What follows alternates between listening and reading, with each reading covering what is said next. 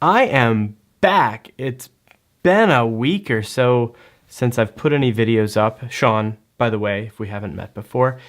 I just got back from Florida. I took a 3-day trip just to shoot, just to build my portfolio, to take shots, to explore what I'm capable of doing without any confines from clients or timelines, to just go and capture things and try to find stories. I wanted to work on both the professional production side of things as well as learning how to story tell with vlogs a little bit better. I'm back and I'm sifting through the footage and I have an hour and 20 minutes of like usable vlog footage. And so I'm trying to decide how I'm gonna break that up into how many different videos and where I can find the stories in there.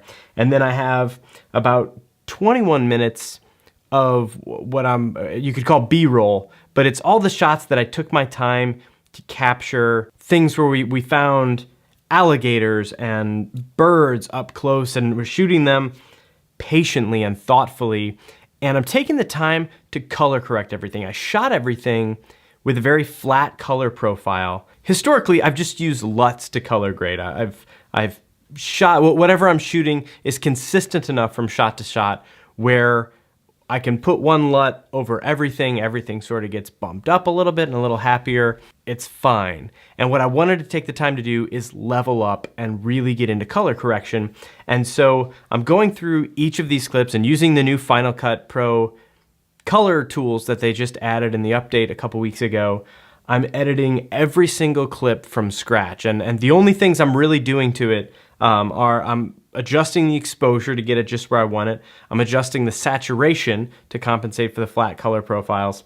And then I'm tweaking the color a little bit in the tints here and there in case my white balance is off or maybe not just where I want it. And so I've done a lot to bring in my time lapses, which I shot as individual photos and sequenced them using a program called Interval.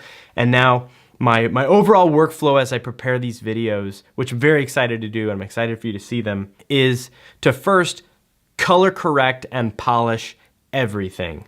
And then I want to go through the vlog narrative and pick out my stories, as well as scripted videos. I wrote 2 videos that I shot while I was there, and I had a vision in mind for what I wanted them to be. And so that'll be the last thing I put together, and I hope to tell you the story of how I'm doing this along the way. Because as cliche as it is, and if you follow me on Instagram, I've been calling it the Follow Your Dreams Tour because that's really what it was.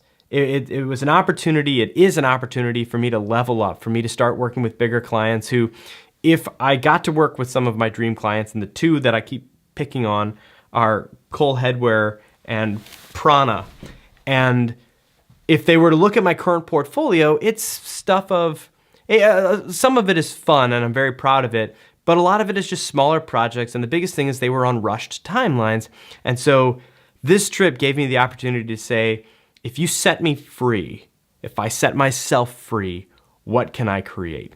And so that's the whole thing. So I wanted to take a second and just touch on what I'm doing with color correction because I think it's fascinating and I'm learning a ton and going back and forth from these clips. And we're gonna switch to this camera. By the way, I added a hair light. I hope you like it.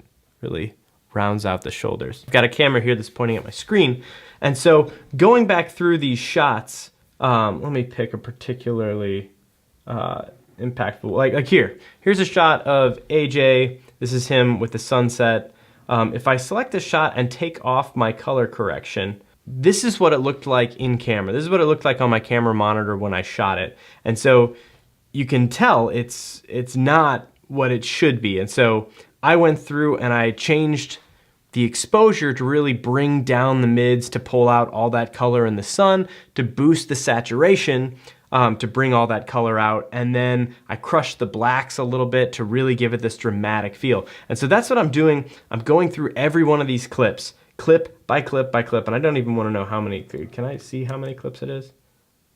Multiple selections, 188 items. So I'm color correcting 188 different clips. And as I go through these, each clip is different. And so that's what's preventing me from like using a LUT and just applying it to everything or doing any sort of batch editing. And so here's another one of AJ looking, this is the original, This is with the color correction that I put on. And so you can see with each one of these, I've changed where the exposure is, I've changed the color. And then with some of them, one of the other things I learned, I shot a few things poorly. Some things we were a little rushed due to the adventure we were following. We were just trying to get something and mess with stuff. And so there's some shots of AJ walking, and I'll show you this. It's just him walking here. But if we look at the original clip, it was way overexposed and super flat, and so I really had to bring down the exposure across the whole range, shadows, midtones, and highlights, and then I had to boost the color to get it up, and it took a lot of time of tweaking this up and down to get it to a point where I'm happy, where I think in some ways I salvaged a few of these clips. And you can tell the ones that I didn't expose properly have some issues, and they appear a little too bold, I think, because there's just not enough information in the highlights or in the shadows to really draw it out and draw out the detail that I wanted. And so what I learned from that is how to shoot these properly. And it's been illuminating, no pun intended on the exposure, but it's been illuminating to do this process this way and really get into color correction in a very immersive way. I'm going through, I'm looking at my footage and I'm saying, how could this have been better before? And I'm going through and I'm taking notes this whole time. I sat on the plane for the 2.5-hour flight home and just wrote like 10 pages of notes, things that I learned, things that I learned by doing wrong, things that I'm really glad that I did and I'm happy that I did them right, things that I forgot, things that I chose not to bring and maybe wished I had in hindsight. So this whole trip has been fantastic and I'm excited to piece these together. I'm going to find little parts of this whole process to share with you, and so I hope you appreciate it. And if not, let me know in the comments, right? While I'm excited to reveal some of the amazing shots that I got and some of the videos that I wrote and produced while we were there, I'm holding off until these things are polished. But at the end of this video, in a second, I will give you one of the time lapses I shot, which I love.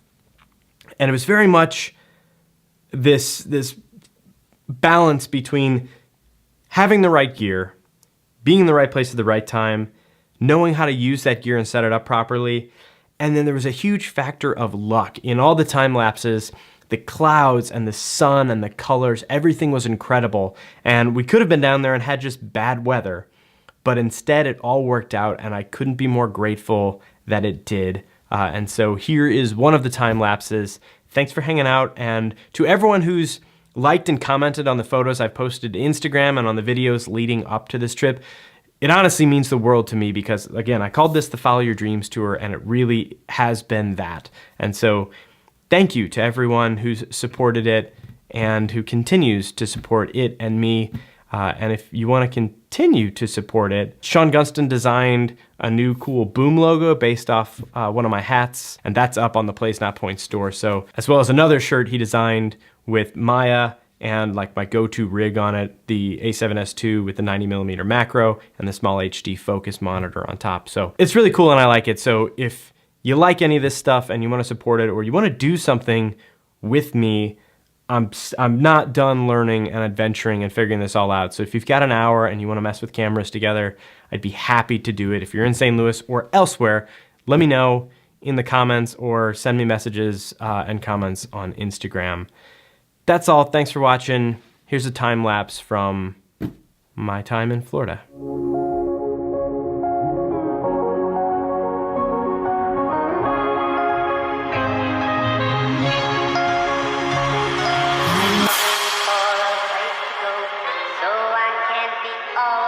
Like a surgeon. From thoughts and memories, so that when the music plays, I don't go back to the days when love was you and me.